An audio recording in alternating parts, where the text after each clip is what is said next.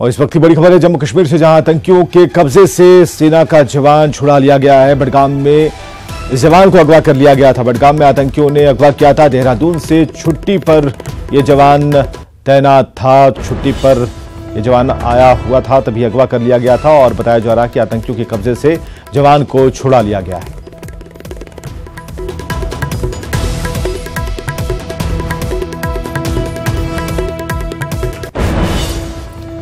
इधर जम्मू कश्मीर में पाकिस्तान की नापाक हरकत सामने आई है। पुंछ सेक्टर में सीजफायर का एक बार फिर उल्लंघन हुआ है। भारत की तरफ से भी जवाबी कार्रवाई की जा रही है, जिसमें पाक का एक बंकर तबाह हो गया है।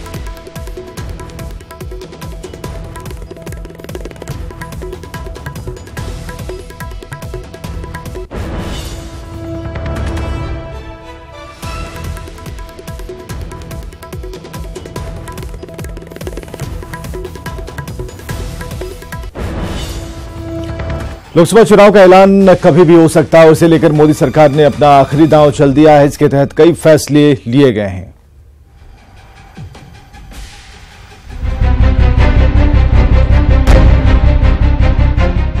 देश में आम चुनाव कराने के लिए चुनाव आयोग ने अपनी तैयारी कर ली है। देश की भलाई। वहीं पीएम मोदी और एनडीए सरकार ने भी जनता को इस सरकार की नई और आखिरी सौगात देने में देर नहीं की। और ये राशि है 2021 करोड़ रुपए। Prime minister Narendra Modi. मोदी सरकार की अंतिम कैबिनेट बैठक में 30 बड़े फैसलों से राज्यों, क्षेत्रों और जनता को कुछ न कुछ देने की कोशिश की गई। यूपी, बिहार और जम्मू कश्मीर में पावर प्रोजेक्ट को मंजूरी दी गई। यूपी के खुर्जा और बिहार के बक्सर में 1320 मेगावाट क्षमता वाले सुपर थर्मल पावर प्रोजेक्ट पर काम होगा। जम्मू कश्मीर में चिनाब नदी पर 624 मेगावाट क्षमता वाले कीरो हाइड्रो इलेक्ट्रिक प्रोजेक्ट की हरी झंडी दिखाई गई। 1 लाख बच्चों को इसका फायदा मिलेगा। केंद्रीय विद्यालयों की संख्या बढ़कर 1252 हो जाएगी। इस प्रोजेक्ट में 1579 करोड़ रुपए की लागत आएगी। अभी 12,50,000 बच्चे केंद्रीय विद्यालयों में पढ़ते हैं। 40,000 पूर्व सैनिकों को सरकारी स्वास्थ्य बीमा योजना का लाभ मिलेगा। द्वितीय विश्व युद्ध में भाग लेने वाले सैनिकों, emergency commissioned officers, short service commission officers और समय पूर्व रिटायर हुए फौजियों को इसका लाभ मिलेगा। दिल्ली की 1639 अवैध कॉलोनियों को नियमित करने के लिए कमेटी का गठन किया जाएगा। दिल्ली मेट्रो के लिए 3 नई लाइनों को मंजूरी दी गई है। एरोसिटी के तुगलकाबाद आरके आश्रम से जनकपुरी वेस्ट और मौजपुर के मुकंदपुर मेट्रो लाइन पर काम होगा। चीनी मिलों के 2790 करोड़ के बैंक कर्ज पर ब्याज में सहायता दी जाएगी। इससे चीनी मिलों को गन्ना किसानों का बकाया चुकाने में मदद मिलेगी। 45,000 परिवार कवर होते हैं और जिसमें जो एक्स सर्विसमैन प्लस उनके स्पाउसेस इस स्कीम के अंदर कवर होंगे। बक्सर बिहार में एक 1320 मेगावाट का, उसी प्रकार से Khurja super thermal power project के लिए अप्रूवल दिया गया है। इसके अलावा मोदी कैबिनेट ने मुंबई अर्बन ट्रांसपोर्ट प्रोजेक्ट के आधुनिकीकरण और विस्तार के लिए फंड को मंजूरी दी है। अपर्याप्त सेवा वाले हवाई अड्डों के विकास के लिए 4500 करोड़ रुपए मंजूर किए हैं। नेशनल एड्स कंट्रोल प्रोग्राम के चौथे चरण के लिए 6534 करोड़ रुपए के प्रोजेक्ट को हरी झंडी दी गई है। साथ ही बाढ़ प्रबंधन और भूक्षरण रोकने के लिए 3342 करोड़ रुपए के फंड को मंजूरी दी गई है। मोदी कैबिनेट ने अपनी आखिरी बैठक में सबका साथ सबके विकास के मोदी मंत्र को सार्थक करने की कोशिश की है। Bureau report, news 18 network.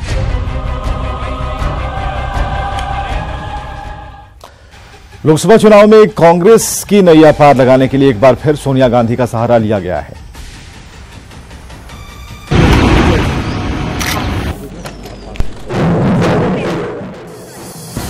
Congress की शक्ति सोनिया गांधी एक बार मैदान में होगी। उम्मीदवारी रायबरेली से होगी, लेकिन क्षेत्र पूरा देश होगा। कांग्रेस में कद्दावर और यूपीए में सबको स्वीकार की छवि वाली सोनिया गांधी के रायबरेली से चुनाव लड़ने के खास मायने भी हैं और मकसद भी। कांग्रेस ने लोकसभा चुनाव के लिए उम्मीदवारों की पहली लिस्ट जारी कर दी है। लिस्ट में यूपी की 11 और गुजरात की 4 लोकसभा सीटें शामिल है। रायबरेली से सोनिया गांधी और अमेठी से राहुल गांधी चुनाव लड़ेंगे। साल 2004 से सोनिया गांधी रायबरेली से चुनाव जीत रही है।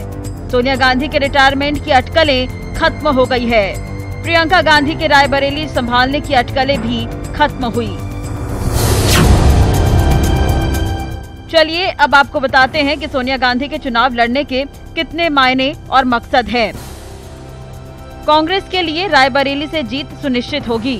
महागठबंधन में सोनिया की शख्सियत का कांग्रेस को लाभ मिलेगा। यूपीए 1 और 2 के सहयोगी दलों में सोनिया गांधी की मजबूत छवि रही है। यूपीए 1 और 2 में सोनिया गांधी की कुशल रणनीति साबित हो चुकी है। कई गठबंधन सहयोगियों का राहुल के बजाय सोनिया से अच्छा तालमेल है। कई दलों के नेता सोनिया के नेतृत्व को स्वीकार करते हैं। सोनिया गांधी और राहुल गांधी के अलावा कुशीनगर से आरपीएन सिंह, कानपुर से श्री प्रकाश जायसवाल, मुरादाबाद से राज बब्बर, फर्रुखाबाद से सलमान खुर्शीद का नाम है। सूत्रों की माने तो 4 दिन पहले लखनऊ में हुई बैठक में यूपी कांग्रेस ने लगभग 22 सीटों पर उम्मीदवारों के नाम तय कर लिए थे, लेकिन अभी सिर्फ 11 सीटों के उम्मीदवारों की लिस्ट निकाली गई, जो कांग्रेस की बड़ी रणनीति का इशारा भर है। साथ ही महागठबंधन की संभावनाओं को बरकरार रखता है। फिलहाल गेंद अब महागठबंधन के सहयोगियों के पाले में है। Ranjita Jha, news 18 network. क्या बिहार में कांग्रेस अकेले दम पर सभी 40 सीटों पर चुनाव लड़ेगी? ये बड़ा सवाल इसलिए क्योंकि ये जानते हुए भी कांग्रेस यूपी में अकेले टिक नहीं सकती। पार्टी ने अकेले ही चुनाव लड़ने का फैसला लिया है। बिहार में भी कमोवेश हालत ऐसे ही। मैंने उत्तर प्रदेश में तय किया है, कांग्रेस पार्टी बैकफुट में नहीं फ्रंट फुट पे खेलने वाली। तेजस्वी जी के साथ, लालू जी के साथ मिलकर कांग्रेस पार्टी फ्रंट फुट पे खेलेगी और धक्का मारेंगे। पटना में 3 फरवरी को हुई कांग्रेस की जन आकांक्षा रैली में राहुल गांधी का ये बयान तो याद आ ही गया होगा आपको। इस बयान के जरिए राहुल गांधी ने सहयोगी आरजेडी को इशारों में इतना जरूर कह दिया था कि बिहार में कांग्रेस किसी के साथ की मोहताज नहीं है, इसलिए अगर किसी को कांग्रेस का साथ चाहिए तो कांग्रेस को अपने पीछे खड़ा करने की भूल न करें। हम राहुल के इस बयान की चर्चा इसलिए कर रहे हैं क्योंकि गुरुवार को यूपी में कांग्रेस ने 11 सीटों पर अपने उम्मीदवारों की सूची जारी कर दी है, जिससे यह साफ हो गया है कि यूपी में कांग्रेस अकेले ही चुनाव लड़ने जा रही है। तो क्या बिहार में भी अगर महागठबंधन में कांग्रेस को सम्मानजनक सीटें नहीं मिली तो कांग्रेस अकेले दम पर सभी 40 सीटों पर चुनाव लड़ेगी? क्या कांग्रेस बिहार में अकेले चुनाव लड़ने की स्थिति में है? अगर देखा जाए तो बिहार और यूपी दोनों राज्यों में कांग्रेस अकेले चुनाव लड़ने की स्थिति में नहीं है। यूपी में जहां लड़ाई सपा बसपा गठबंधन बनाम बीजेपी है, तो बिहार में एनडीए बनाम आरजेडी की लड़ाई है। इस हालात में भी अगर कांग्रेस अपने आत्मसम्मान के लिए यूपी में अकेले चुनाव लड़ने का फैसला कर सकती है तो बिहार में क्यों नहीं? हालांकि बिहार कांग्रेस के नेता यूपी बिहार की तुलना करने से थोड़े परेशान नजर आ रहे हैं। उत्तर प्रदेश को हम इस अपने स्टेट से क्यों कंपेयर कर रहे हैं? उससे तो मतलब नहीं हमको। यहाँ पर कांग्रेस का एक मकसद है किसी तरह एनडीए सरकार को यहाँ से हटाना। उसके लिए हम लोग सब मिलकर करेंगे। और देखिए, जहाँ पे 5-6 पार्टियां होती हैं, 19-20 सबको करना पड़ेगा, इसलिए इसके लिए सब लोग मेंटली तैयार हैं। बिहार कांग्रेस भले ही महागठबंधन के साथ चुनाव लड़ने की बात कह रही है, लेकिन आरजेडी को जहां राहुल गांधी का बयान याद आ रहा है, तो यूपी में कांग्रेस के एकला चलो का फैसला भी आरजेडी नेताओं के दिमाग में घूम रहा है। ऐसे में आरजेडी में कांग्रेस को लेकर मंथन शुरू हो चुका है, लेकिन कोई कुछ बोलने को तैयार नहीं है। इधर जेडीयू भी महागठबंधन की हर हरकत पर नजर गड़ाए हुए है।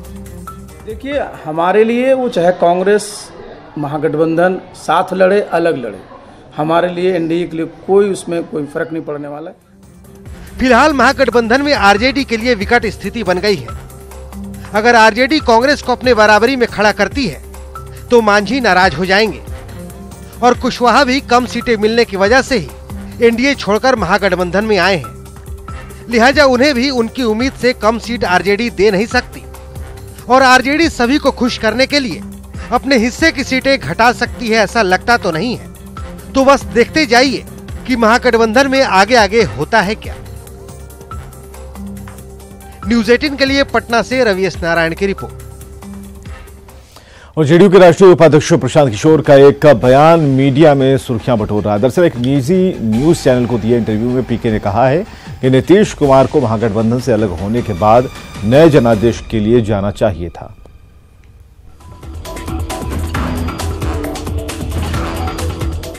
जेडीयू में नीतीश कुमार के फैसलों को चुनौती देने वालों को बाहर का रास्ता दिखा दिया गया, लेकिन अब की बार नीतीश कुमार के चहेते और बेहद करीबी प्रशांत किशोर ने ही नीतीश कुमार के उस फैसले को गलत ठहरा दिया है जिस पर आरजेडी उन्हें बार बार घेरने की कोशिश कर रहा है।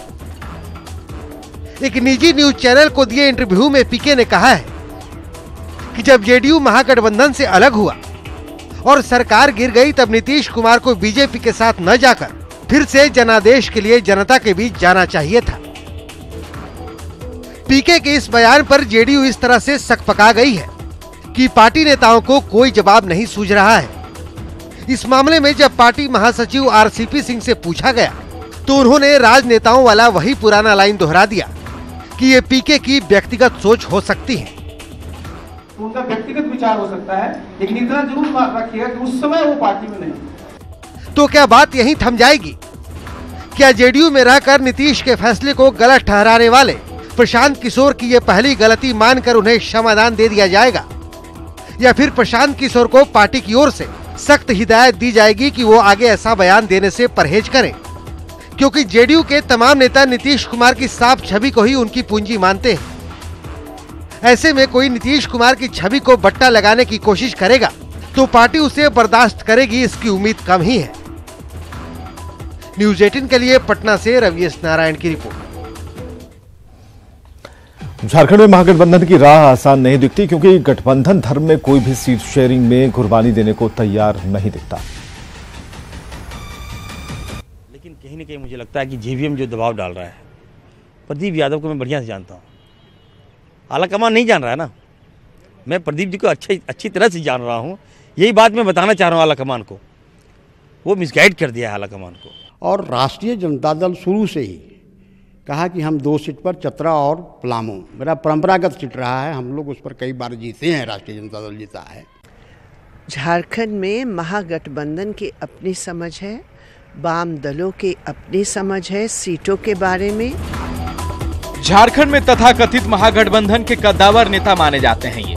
इनके बयानों से साफ समझ गए होंगे कि झारखंड में महागठबंधन किस ओर जा रही है। सीट शेयरिंग का फॉर्मूला तय करने के लिए एक तरफ हेमंत सोरेन दिल्ली दौरे पर हैं, तो कांग्रेस विधायक इरफान अंसारी भी अपने पिता को गोड्डा सीट दिलवाने के लिए आलाकमान के पास बार बार दिल्ली दरबार में दस्तक दे रहे हैं। आलाकमान से मिलने के साथ इरफान अंसारी जेवीएम को उसकी राजनीतिक हैसियत भी बताने लगे हैं, और जब बात हैसियत तक पहुंची तो जेवीएम ने भी कांग्रेस विधायक इरफान अंसारी पर कार्रवाई की मांग कर दी।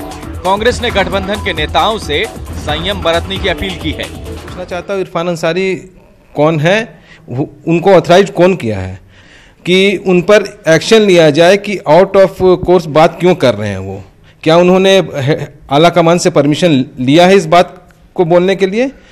लेकिन गठबंधन के स्वरूप तय होने के पहले हम सबको जो है वो नियंत्रण में रहने की जरूरत है, और पार्टी हाईकमान हर चीज पर बारीकी से नजर रखे। अब देखिए, दरअसल महागठबंधन में पेच फंस कहाँ रहा है और मामला क्यों इतना बिगड़ रहा है। गोड्डा लोकसभा सीट के लिए जेवीएम कांग्रेस के बीच असल में तकरार है। चतरा के लिए जेवीएम और आरजेडी आपस में ही उलझी हुई है। खूंटी और जमशेदपुर के लिए कांग्रेस और जेएमएम में पेच फंसा हुआ है। खुलकर एक दूसरे के खिलाफ बयानबाजी कर रहे हैं अब नेता। सीटों पर सुलझे नहीं, सिर्फ बीजेपी को हराने की रणनीति तैयार है। लेकिन सभी पार्टियां जो भी गठबंधन करे या ना करे, सभी लोगों की तैयारी अपनी रहती है, तो केवल स्वरूप का जो औपचारिकता बाकी है। मतलब सीट शेयरिंग का फॉर्मूला तय है नहीं, और ये तय पहले कर लिया गया है कि बीजेपी को मिलकर शिकस्त देनी है, पर कैसे, वो सवाल आज भी जिंदा है। उपेंद्र, न्यूज 18, रांची। लोकसभा चुनाव को लेकर झारखंड में बीजेपी और आजसू का गठबंधन फाइनल हो गया है। बीजेपी 13 सीटों पर लड़ेगी, जबकि आजसू गिरिडीह सीट पर अपना प्रत्याशी उतारेगी।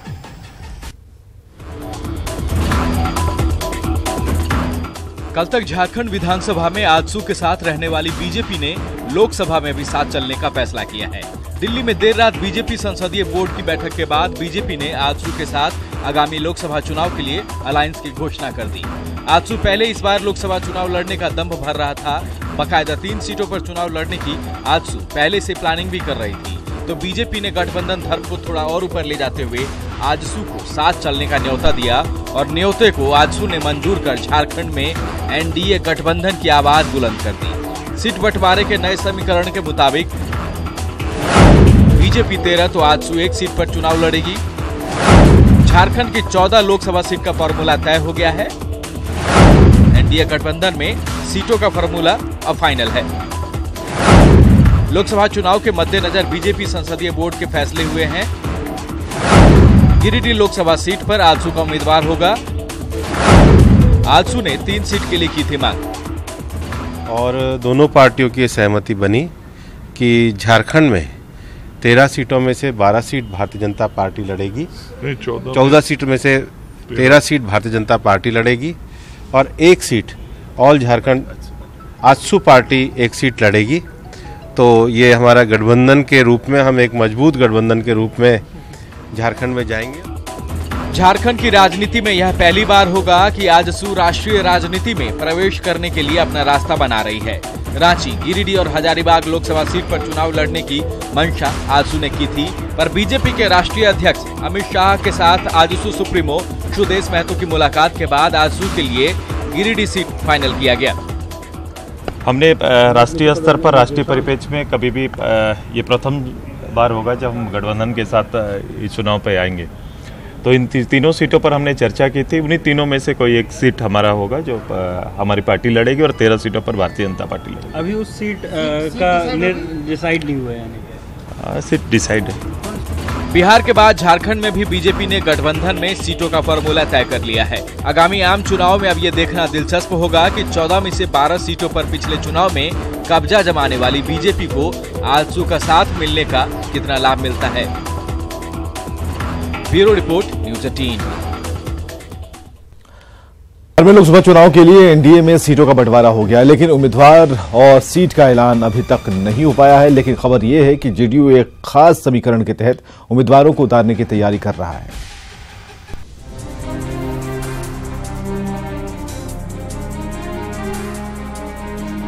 सत्रहवीं लोकसभा चुनाव की तैयारियां अंतिम चरण में है। आचार संहिता कभी भी लागू हो सकती है। ऐसे में सियासी दल अपनी तैयारी में जोर शोर से लगे हुए हैं। सूबे में एनडीए में सीट का ऐलान हो गया है, लेकिन उम्मीदवार कौन होगा, कौन सीट किस पार्टी को मिलेगी, इस पर अभी भी संशय है। लेकिन जेडीयू एक खास रणनीति को ध्यान में रखकर उम्मीदवार उतारने की तैयारी में है। सूत्रों के हवाले से खबर आ रही है कि जेडीयू की रणनीति उम्मीदवारों को लेकर कुछ ऐसी हो सकती है। युवा उम्मीदवारों पर रहेगा ज्यादा फोकस। अति पिछड़ा उम्मीदवार सबसे मजबूत दावेदार के रूप में उतरेंगे। कुशवाहा उम्मीदवार को मिलेगी तरजीह। सवर्ण उम्मीदवारों को भी तरजीह मिलने की संभावना। दलित और मुस्लिम उम्मीदवारों के लिए खास रणनीति। जाहिर है जेडीयू अपने 2 और सहयोगी को जातीय समीकरण को साधने में भी सहयोग करेगी और अपने समीकरण के मुताबिक ठोक बजाकर उम्मीदवार उतारेगी। जेडीयू का ये विचारधारा है कि जिसकी जितनी संख्या भारी उतनी उसकी भागीदारी के हिसाब से, अति पिछड़ा हो चाहे अगड़ा हो चाहे पिछड़ा हो, माने सबको उसमें भागीदारी हमेशा से मिलते आ रही है और इस बार भी मिलेगी। ये समीकरण जो हमारे उम्मीदवार सब दिन से रहे हैं, जो हमारे पार्टी के कट्टर सपोर्टर है, पार्टी के समर्पित सिपाही है, तो वैसे लोगों को भावना की कदर की जाएगी। वैसे लोगों को आम जनता में भी विश्वास रहती है और पार्टी में भी विश्वास रहती है, तो ऐसे लोगों को कदर किया जाएगा। वहीं सवर्ण उम्मीदवार और पार्टी के युवा नेता भी जेडीयू की रणनीति का हवाला देकर इशारों में दावेदारी जता रहे हैं। जहाँ तक लोकसभा के सवाल है तो बड़ी सूझबूझ से आप जानते हैं उनके द्वारा चयनित किया गया कैंडिडेट पर सबको भरोसा रहता है। हम सभी का भरोसा है, वो जो निर्णय लेंगे पूरी पार्टी में इनको स्वीकार्य होगा। बहरहाल 3 मार्च को संकल्प रैली में टिकट के दावेदारों ने भीड़ लाने में अपनी पूरी ताकत झोंक दी थी और जेडीयू ने वैसे उम्मीदवारों की लिस्ट भी बना ली है जिन्होंने रैली में भीड़ जुटाई थी। उम्मीद है कि बहुत जल्द ही तस्वीर साफ होने वाली है। न्यूज 18 के लिए पटना से आनंद अमृतराज की रिपोर्ट।